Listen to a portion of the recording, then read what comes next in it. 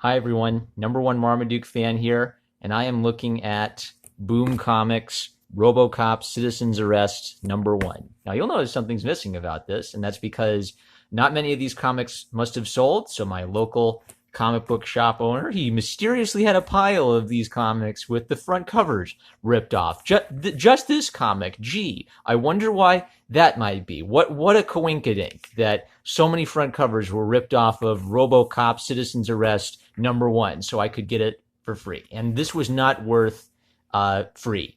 It wasn't worth what I paid for it. This is just bad. This is a good example of social political commentary done wrong. It's not particularly funny. It undermines its own message. So I watched RoboCop a few years ago, and I just sort of thought, okay, whatever, fun action movie, got some comedic corporate overlord vibes to its dystopia world, and so they're continuing that, but trying to update it for contemporary times. Just purely on a storytelling perspective, I don't think the update is compelling or particularly interesting at all. And it's got some really lazy and really one-sided political gags, which I think hurt its own message. It should be easy to tell a story about an independent individualist fighting against totalitarians, because people, as individuals, we love watching individuals resist and fight for freedom against totalitarians. But when you bring in your political baggage into it, excuse me, cough squad, what you end up doing is limiting the effectiveness of your own tale. So this should have been a story about fighting totalitarianism.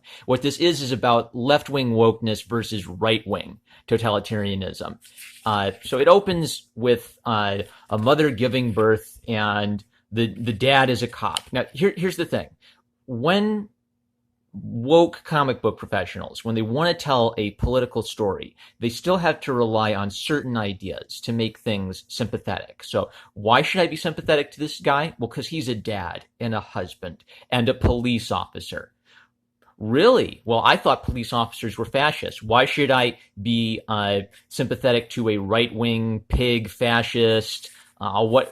Insert racial epithet for black guy who is a police officer or who doesn't toe the progressive line here. So his healthcare plan has been canceled instantly and this is supposed to be their Rush Limbaugh metaphor. In Detroit's history, we've never seen corruption like this. It's our money. Lock the whole mess of them up. Dow Jones rises, fourth consecutive month with record high profits. So the evil corporate 1%, they're getting richer and richer, and the poor are getting poorer and poorer. And in one day, a mayor gets elected and he annihilates the healthcare plan for everybody. Can you believe that? If we vote for business people, they'll just cancel all healthcare plans just like that overnight. So already the opening whammy that these right-wing corporate types have canceled healthcare, that's ridiculous. There's farce, there's humor, and there's just complete disconnection.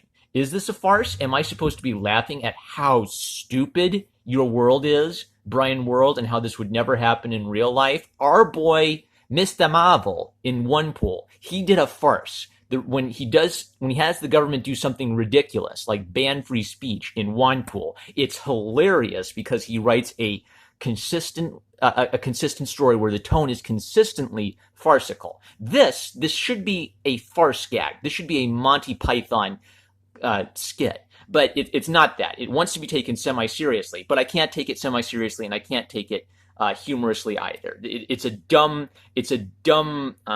portrayal of an evil government to have them doing something so ridiculous. So the poor cop all police officers have been eliminated because the new corporate overlords, they want to make sort of an Apple iPod app for the new Robocop system. So the old Robocop, he's gone, he's mysterious, and Citizen's Arrest refers to the app. So you report someone on the app. Now this is interesting. I didn't notice this. So this lady's using the app. She's reporting someone, and then she gets pulled over by the cops. So I didn't realize she was getting just desserts here. Now let's look at this design. It's sort of a vaguely stormtrooper mouth breather kind of thing with a red visor on. This robot does not look impressive. This looks like one of those bipedal robots that would trip and fall over or stumble around because they haven't figured out how to have robots walk bipedally very well yet. The human brain is too complex for them to imitate with AI quite yet. But it's not even visually speaking, it's skinny and weak looking with a dinky little stick. This isn't fearsome or intimidating. The art by Jorge Coelho, he mentions doing an apprenticeship with Sean Murphy, which I assume is Sean Gordon Murphy. I can see a little bit of what might be the influence of Sean Gordon Murphy on Jorge's style, but he does not have much vivaciousness to his style, just flat angle. Diversity in Comics talks about this all the time, but flat angles are sort of the norm for this. Okay, now back to the Rush Limbaugh Fox News commentary. You ready, guys?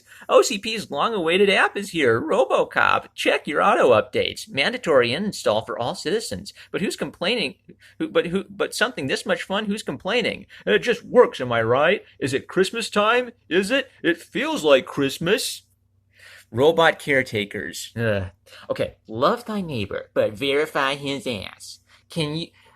What is the Seinfeld, what is the deal with right-wing religious people, am I right? I mean, they say they believe in love thy neighbor as thyself, but they also quote Reagan and say trust but verify. What is the deal with religious right people thinking two different things? They should think what I think.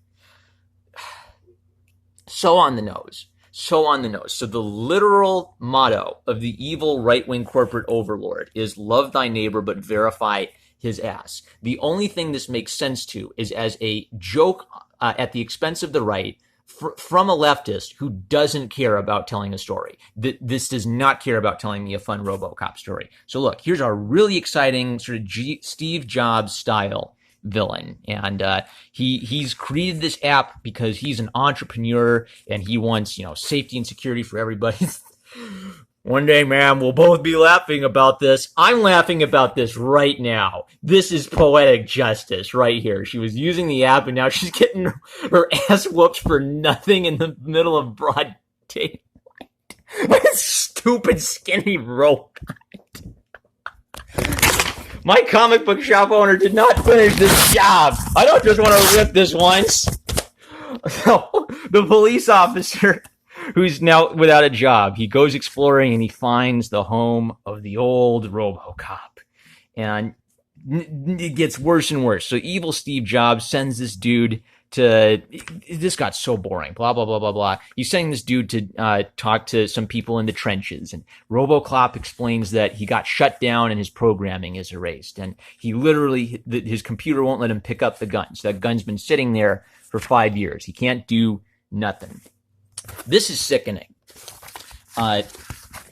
Brian Wood, you should be ashamed for having written this. A public hearing, please, but it's democracy in action, they say. Democracy is dead. You know what killed it? The free market. Innovation. Prosperity. Oh, boo-hoo-hoo. How terrible. You want to know what surrender looks like? The mayor of Detroit heading down to the ruins to give those filthy animals the privilege of a voice. Meanwhile, I have to go to rehab for pills. So, if you are not aware, what this is this is supposed to be a joke at the expense of Rush Limbaugh. Rush Limbaugh, famous, iconic radio personality for conservative talk radio. He had addiction to Oxycontin. And for a good chunk of time, the left loved to make fun of this because, oh, look, he's a right-winger who believes in personal responsibility, but he had a drug addiction. What a hypocrite. Am I right?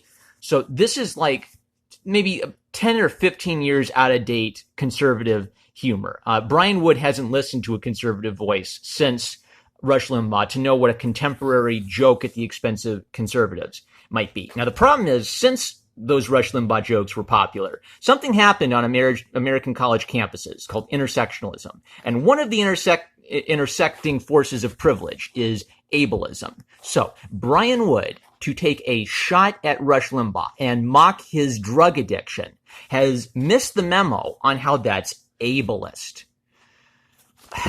And it was petty in the first place. If someone says they are for personal responsibility and free market economics and they have a drug addiction, it's wrong that they got addicted to drugs. But mocking them, that doesn't say anything about personal responsibility. That doesn't say anything about the free market. This is a bad joke. It's a petty joke. It's a dated joke. And in current year, in 2018, it is an ableist joke.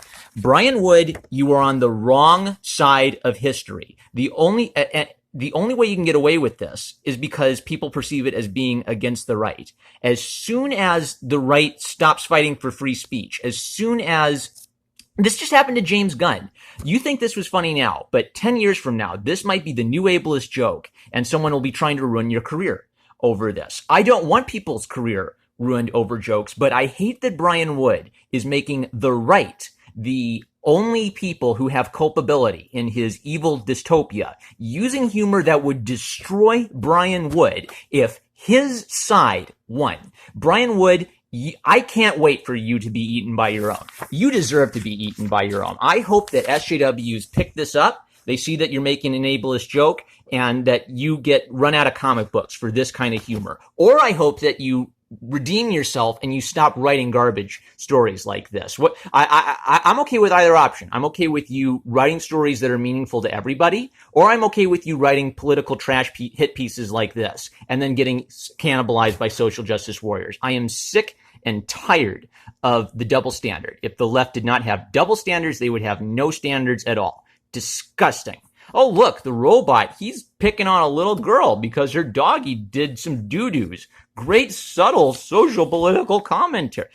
Again, who is it who shuts down kids running lemonade stands and things like that? Are libertarians known to run around shutting down little kids' lemonade stands?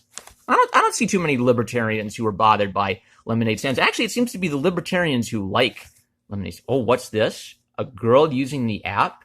And that girl at work, that smug bleep, she better watch her ass. Brian Wood, are you red-pilled? Do you totally get how women are nasty to women at work and how women harass women? Oh, my boy, maybe Brian is a stealth MGTOW MRA or something. Okay, this is horrible. So the stooge goes to the local black church. This guy stands up. His name is literally Moses. You take your seat. You're here to listen to us, young man. Tell Moses. All your talk about expansion and renewal. We know what that means. All poor peoples do. All poor peoples do. He's giving him a dialect. Brian, why don't you just have him say, am I not a man and a brother? While you're at it. This is bordering on an offensive stereotype of a folksy dialect black dude with a Moses beard. Oh my gosh. It means all those nice parks and the good schools and farmers markets. We don't get to enjoy any of that because you already pushed us out. This is a stereotype. And it's not that interesting. It's the woke old black man who's seen it all telling the Oreo cookie how it is. The Oreo cookie, he goes and works for the white corporate overlords, but the old black man, he gets it. He gets what the peoples want. And so he gets the idea he's going to... Whoops. Sorry, gang. Take two. So old woke black stereotype dialect man who's so Moses, man. Moses. He gets the idea he'll use the phone app to report the black guy who works for the evil white corporate overlords. And the second he touches it, he zaps himself and there's a skeleton. And then he collapses in a pile of fiery bones. He touches the phone. And that's what happens to him.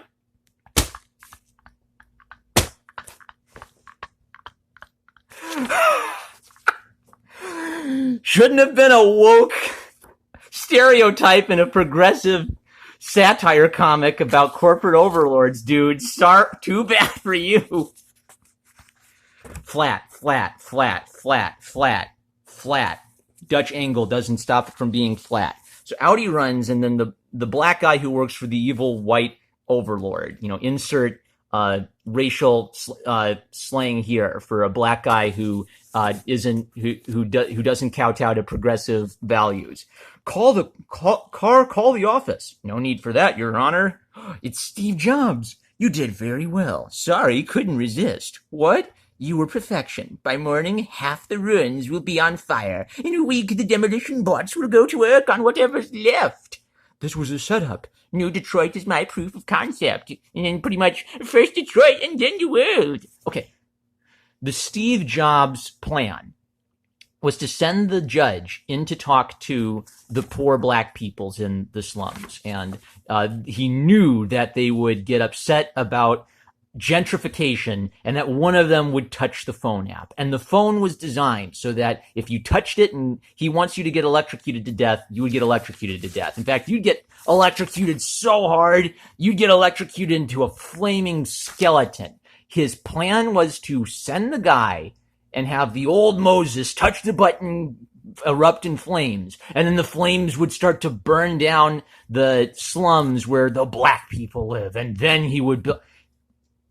That's not a plan. That's like, I got an idea. How about a meteorite come crashing down into the thing, and then everyone blows up, and not only do they blow up, their heads spin in a tornado cycle as they go flying up, and then the guy runs out and he says, "Oh yes, it was all part of my plan. First the meteorites, and then the..." And then like, oh, boring, flat. Pretty much they're gonna get Robocop's programming so Robocop can come back. Flat, boring, flat. So in the interview, they just sort of underscore what we've seen in this dumb story. How has Robocop influenced you? And now, Brian Wood comes off a lot worse in this interview than Jorge does. So Brian Wood, he remembers the first time he gets to see Robocop. It shows me sheer corruption and merciless human nature. But, okay, you undermine a story about sheer corruption and merciless human nature, Brian Wood and Jorge. That'd be pretty cool if you were not obviously taking digs at Fox News and Rush Limbaugh and corporate overlords. You need balance to make a story like that succeed. Otherwise, you are not really telling a story about the darkness of human nature. You are telling a story about Republicans you don't like. Citizens Arrest puts the power that was originally reserved solely for Alex Murphy into the hands of everyday people. Do you feel like this is a reflection of our world today?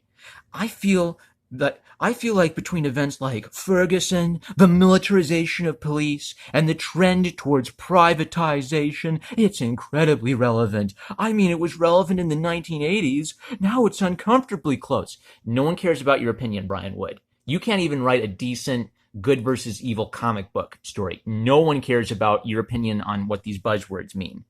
Coal-Ho. I think Coal-Ho might be all right. You draw pretty boring Coal-Ho, but listen to this.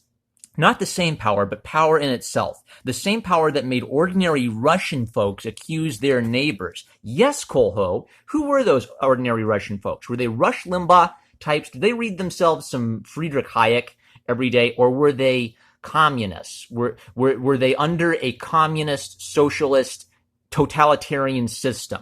That's good. Oh, so totalitarianism isn't a right-wing phenomenon. It's a human phenomenon. Well, that's good. Why didn't that make it into this story, I wonder? Sending them to gulags, like here in Portugal during Salazar's dictatorship to Tarrafal, and in so many totalitarian regimes, feeding some of the darkest human traits like envy and cowardice. Oh my gosh, envy as a negative human trait? I think Jorge might be one of us. Guys, I think he just had to work on a stinker here. Yes, envy is a bad human sinful trait like greed. This was all about corporatism. You know what we needed? We needed to be able to see both sides. We needed to be able to see the crime and the death and destruction that made people want to accept a Robocop system in the first place. Without that, this is just this is like the Empire in Star Wars. It's evil because they blow up planets, and they're a vague metaphor for the American imperial system or whatever, and people then don't resonate with that. People resonate with Star Wars because it's a lot of fun. So, Brian, you could have made your thing work if it was actually fun, but you forgot to make the action story fun while writing your hit piece on Rush Limbaugh and mocking his drug addiction. The key is always to find a way to make it personal. If I make it personal to me, I find a way to make it matter to me and important to me. Make it matter to more people than just you, Brian. People will find their same connection. They'll find their own way to connect. Now, if you're writing political cartoons and you're not writing smart political storytelling with more of an emphasis on action. No one's going to be able to top 1984. Fahrenheit 451 is pretty good, but 1984 is the model of a good dystopia story. You can change the nature of the dystopia in your world, but you need that level of sophistication. Brian Wood did not show that level of sophistication. You are a far way from that, pal. And if you can't tell a sophisticated story, if you cannot pass the test of make Rush Limbaugh look good in your story, even if you hate Rush Limbaugh, you are not yet politically sophisticated enough to tell a story about the other side. A challenge. He belongs to my personal mythos. Blah blah blah blah blah. What do you think? Why do you think RoboCop resonates with fans after 30 years? They say he's got a good visual design. He does. That's a good visual design. That's a lame visual design. That is so boring. He's a vigilante, and people like vigilantes and fighting corrupt powers. Yes, we do. We like individualistic stories about individuals fighting corporate or government totalitarian overlords. That's fine. You just can't muck that up with no action and with lame, ham-fisted gentrification metaphors. We're introduced to some new app-based robots in this series. What was it like designing these new characters? Early on, it was... Okay, this is Colho, so I won't do my Wood voice. I'll do my Colho voice. Early on, it was very difficult for me to draw technology, but with experience and practice, I believe I've gotten better doing it, and now I love it. Learning from Sean Murphy at his apprenticeship also helped a lot. Well, okay, good, Colho, but now you need to pump the dynamism for an action book. What do you hope fans take away from reading this series? Wood, that this series is dense and detailed and complex, and I just hope that readers find the thing inside it that resonates with them and that matters to them, just like I did. Colho, that they feel satisfied, knowing the character they love is respected and that their time and money is well spent. Simply that they have fun. Colho has the right mental priorities for making a good comic, even though I thought his art was pretty dull. Wood, you've fallen short of your ambitions. You think you're writing smart political satire, but this isn't deep.